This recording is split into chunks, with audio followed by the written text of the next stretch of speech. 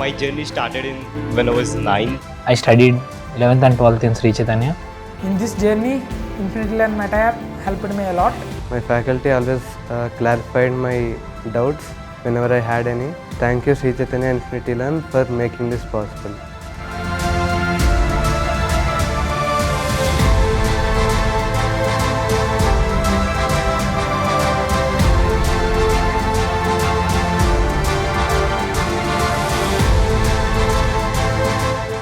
Hello students, welcome to infinity learn JEE channel by Shri चैतन्य।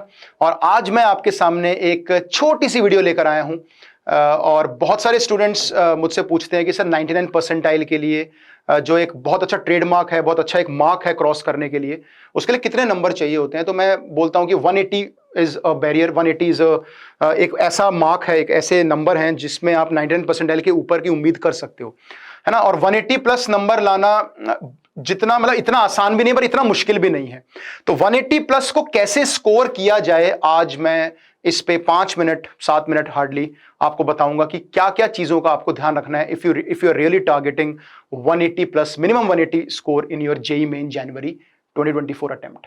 ठीक है, तो सबसे पहले अगर आपको 180 प्लस लेकर आने हैं तो ऑब्वियसली, क्योंकि अब एग्जाम में करीबन 12 दिन के आसपास बचे हुए हैं, ठीक है, तो 12 दिन बचे हैं, तो आपकी स्ट्रेटेजी क्या होनी चाहिए। अगर 12 दिन बचे हैं तो सबसे पहले यू हैव 12 डेज लेफ्ट, ठीक है ना। अगर आपके पास 12 दिन बचे हैं तो ऑब्वियसली आपको रिवीजन तो करना ही करना है। रिवीजन का मतलब जो भी आपने रिवीजन नोटबुक बना रखी होगी जिसमें आपके शॉर्टकट्स होंगे, फॉर्मुलेज होंगे, रिएक्शंस होंगे, कोई इंपॉर्टेंट पॉइंट्स होंगे एनसीईआरटी के फिजिक्स केमिस्ट्री के लिए, वो सारा रिवाइज करना है। तो रिवीजन तो करना ही करना है सबसे पहले, और साथ में कम से कम हर ऑल्टरनेट डे एक मॉक टेस्ट देना है। 6 मॉक टेस्ट 6-12 दिन में, और इनकी टाइमिंग होनी चाहिए ऑब्वियसली या तो 9 से 12 दो या 3 से 6 दो। मैक्सिमम आउटपुट आपका निकलना चाहिए, ठीक है। इन दोनों मतलब इन टाइम पे अगर मॉक टेस्ट नहीं भी दे रहे हो तो आपको इन टाइम पे पढ़ना ही पढ़ना है। 3 घंटे लगातार सिटिंग होनी चाहिए आपकी, इधर उधर फोकस नहीं जाना चाहिए। दरवाजा बंद कर लो घर पे बैठे हो तो, या कहीं भी हो, आपको डिस्टर्ब नहीं होना। 9 to 12, 3 to 6 या तो either give a mock test, और या फिर आप कुछ पढ़ाई कर सकते हो, लगातार 3 घंटे मैथ सॉल्व कर सकते हो, ठीक है। तो ये तो करना ही करना है, तो मतलब बहुत ही एक बेसिक सी चीज होगी कि हाँ ये तो हमें करना है 6। पर मॉक टेस्ट देने से पहले मॉक टेस्ट ऐसा देना है, इस तरह से सोच के देना है कि मुझे जेई मेन का पेपर है मेरे सामने, है ना, मुझे 6 जेई मेन के पेपर देने हैं मुझे, एक तरीके से 6 ये मेरा जेई मेन का सेंटर है, मैं बैठा हूं पेपर में, वो साइकोलॉजी होनी चाहिए।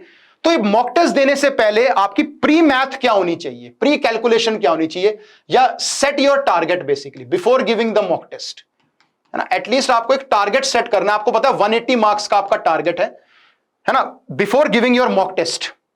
पर 180 नंबर आएंगे कैसे? 180 का मतलब है आपको 45 सवाल सही करने हैं, तभी इंटू 4 180 आएंगे। और 45 का मतलब है अगर मैं इनका बाइफर्केशन करूं तो करीबन 16 क्वेश्चन फिजिक्स में, 16 क्वेश्चन केमिस्ट्री में और 13 क्वेश्चन मैथ्स में, तब जाके ये बात बनेगी। 64 मार्क्स एंड 52 मार्क्स, तब जाके 180 प्लस का स्कोर आएगा और 99 परसेंटाइल के आसपास आप पहुंच सकते हो। 16 क्वेश्चन करने के लिए आपके पास 60 मिनट है, ये आपको प्री मैथ करनी है before attempting the JEE Main या मॉक टेस्ट, है ना। आपको ये मैथ करनी है, मॉक टेस्ट में अप्लाई करके देखना है, और बेस्ट आउटपुट आपको अपने जेई मेन वाले दिन यूज करना है। 60 मिनट मान लो, 50 मिनट मान लो, और ऑब्वियसली 70 मिनट मान लो। तो कैलकुलेट कर लो कि अप्रोक्सीमेटली 4 मिनट पर क्वेश्चन आपको यहां मिलेगा। यहां भी करीबन आपको 3 मिनट पर क्वेश्चन मिलेगा जितने भी सवाल आपको करने हैं, और यहां पे करीबन आपको 6 मिनट, 5 से 6 मिनट, 5 ही मान लो, 5 मिनट ऑन एन एवरेज आपको पर क्वेश्चन मिलेगा सॉल्व करने के लिए। स्पीड थोड़ी अच्छी होनी चाहिए आपकी, जो भी 180 प्लस बच्चा लेके आना चाहता है, क्योंकि 4 मिनट 3 मिनट में आपको फिजिक्स केमिस्ट्री का सवाल करना है और 5 मिनट के अंदर अंदर मैथ्स का करना है। अब ऐसे कुछ सवाल होंगे जो फटाफट से 2-3 मिनट के अंदर सॉल्व हो जाएंगे, चाहे वो फिजिक्स में हो चाहे वो केमिस्ट्री में हो, है ना। तो जो इजी क्वेश्चंस होते हैं, मान लो 16 में से आपके 5 क्वेश्चंस बहुत इजी हैं, तो बाकी जो आपके 11 सवाल बच गए वो थोड़े से हल्के से टफ कह लो या लेंदी कह लो, वो हो सकते हैं। तो अब आप सोचो, हाँ मैं ये सवाल 2 मिनट के अंदर इजी मतलब बिल्कुल फॉर्मूला बेस्ड, तो अगर आप 10 मिनट में ये सवाल कर लेते हो या 12 मिनट में भी कर लेते हो तो आपके पास रिमेनिंग 11 सवाल करने के लिए 48 यानी कि 4 मिनट स्टिल आपके पास हैं करने के लिए, 4 से 5 मिनट। तो आपको ऐसे बाइफर्केशन करना है, लेकिन बाइफर्केशन का मतलब यह है अब आपको एक्चुअली में प्रैक्टिकली कैसे अप्लाई करना है। मतलब आपको पता है मुझे हर क्वेश्चन में इतने मिनट मिलेंगे, ठीक है, किसी में थोड़ी ज्यादा मिलेंगी, किसी में कम मिलेंगी, ये थोड़ा एवरेज टाइम हो गया। जरूरी नहीं मैथ्स में हर क्वेश्चन में 5 मिनट लगे, किसी में 3 लगेंगे, किसी में 6 भी लगेंगी, 7 भी लगेंगी, तो एवरेज है। तो इसलिए आप क्वेश्चंस को ना जब पेपर में अटेम्प्ट करने जाते हो तो प्लीज उनको अलग अलग उसको तोड़ लो। जैसे आप उसको करो कि जो इजी क्वेश्चंस हैं वो पहले सॉल्व करो और जो मुश्किल क्वेश्चन या लेंदी हैं उनको बाद में, मतलब बाइफरकेट कर लो अलग अलग, कि इजी क्वेश्चंस अलग होंगे। जैसे केमिस्ट्री में भी मान लो कि 6 बहुत इजी सवाल हैं और 10 थोड़े से ट्रिकी सवाल हैं, है ना। मैथ्स में भी मान लो कि 4 जो सवाल हैं आपके, 4 से 5 सवाल जो हैं वो फॉर्मूला बेस्ड हैं, लेकिन जो बाकी आपके 8 सवाल हैं वो थोड़े आपके लेंदी और ट्रिकी सवाल हैं या टफ है, तो वो सवाल आपको करने हैं। तो यहां पे मैं आपको फोकस ले जाना चाहता हूं क्वेश्चन सिलेक्शन पे। तो क्वेश्चन सिलेक्शन बहुत मैटर करता है और आपको राउंड में सवाल करने हैं, मतलब आपको पहले वो सवाल करने हैं फिजिक्स में, केमिस्ट्री में, मैथ्स में जो फॉर्मूला बेस्ड हो और जो देखते ही आपको क्लिक कर जाए, और उसके बाद जो बचे हुए क्वेश्चंस हैं जो आपको बचे हुए टाइम में कर रहे हैं, जैसे आपने 4-5 सवाल मान लो 15 मिनट में कर दिए, तो बचे हुए 55 मिनट में 8 सवाल करने हैं, तो आपको 7 मिनट तक आपको मिल सकती है एक सवाल में। It's a good time. 6 easy सवाल आपने मान लो 15 मिनट में कर दिए, तो आपके पास बाकी 10 क्वेश्चन करने के लिए करीबन 35 मिनट है, यानी 3 से 4 मिनट आपको हर क्वेश्चन में मिलेगी। फिजिकल के क्वेश्चन कई बार लेंदी होते हैं, न्यूमेरिकल टाइप में होते हैं, ऐसी सेम फॉर फिजिक्स। तो आपको ये मैथमेटिक्स शुरू में लगानी है before attempting the JEE main paper. और जैसे ही आपने मॉक टेस्ट खत्म किया उसके बाद आपका आता है एनालिसिस।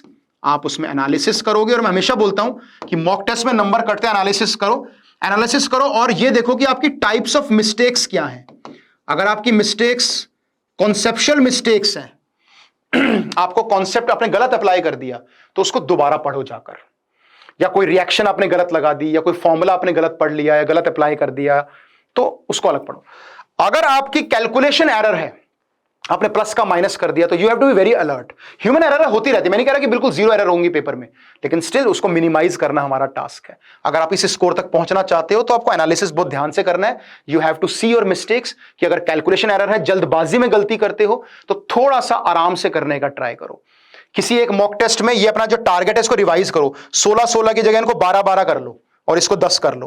तो 2 4 क्वेश्चन थोड़े कम अटेम्प्ट करो और थोड़ा ध्यान से करो, ताकि एक्यूरेसी मेंटेन हो जाए। फिर अगले मॉक टेस्ट में थोड़ा टारगेट बढ़ाओ, फिर उसके अगले मॉक टेस्ट में टारगेट बढ़ाओ। तो 6 मॉक टेस्ट तक आते आते आपका यही टारगेट रहना चाहिए।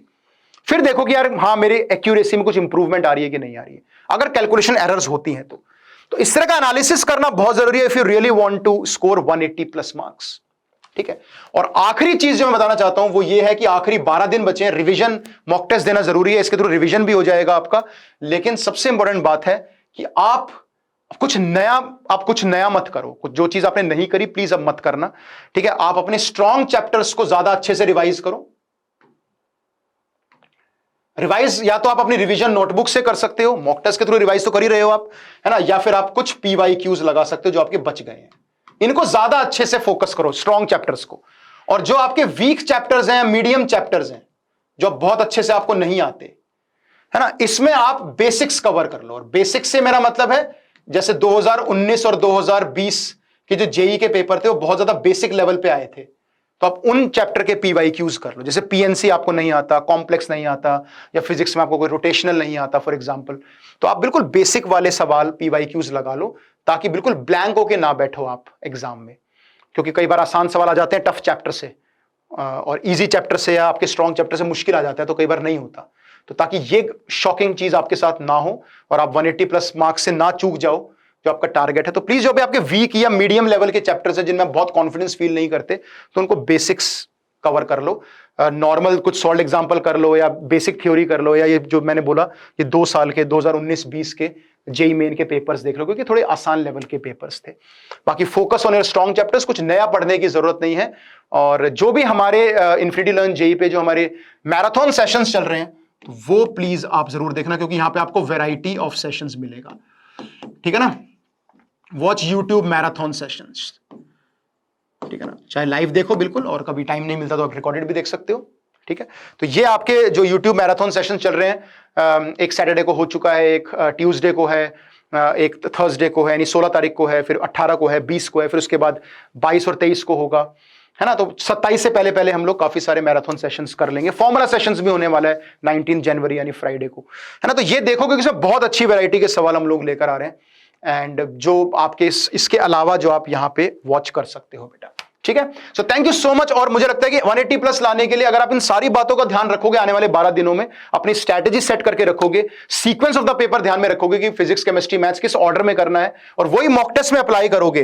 पर ये कैलकुलेशन, ये स्ट्रैटेजी, स्मार्ट स्ट्रैटेजी बनाना, ये प्री मैथ करना बहुत जरूरी है अगर आप एक टारगेट को चेज कर रहे हो तो, कि कितना टाइम मिलेगा, कितने कौन सा सब्जेक्ट कितने टाइम में करना है, किस ऑर्डर में करना है, ये सब आपके दिमाग में होना चाहिए। सो फिर उसके बाद कोई नहीं रोक सकता टू गेट 180 और मे बी 190 और may be you can touch 200 marks, है ना। तो अपनी प्रिपरेशन को भी अच्छा करो और अपनी मॉक टेस्ट की जो देने की स्ट्रैटेजी है वो पक्की करो, क्योंकि एग्जाम टेम्परामेंट और एग्जाम हॉल में जो आप चीज करोगे दैट्स मोर इंपॉर्टेंट। पढ़ाई ज्यादा वो इंपॉर्टेंट है कि आप कितने स्मार्ट हो क्वेश्चन सिलेक्शन में, कितना टाइम बचाते हो, टाइम वेस्ट नहीं करते, किसी एक सवाल पे अटक नहीं जाते, अपना टाइम वेस्ट नहीं करते। ईगो प्रॉब्लम हो जाती है बच्चों को एक बार कि यार ये मैं क्या कर रहा हूं, बहुत टाइम वेस्ट कर रहा हूं। तो ये सारी छोटी छोटी बातें जो आपको ध्यान रखनी है if you really want to achieve a very good score in JEE main और 99 परसेंटाइल, ठीक है। So thank you so much बच्चों, all the best. I will see you in the upcoming sessions. Thank you.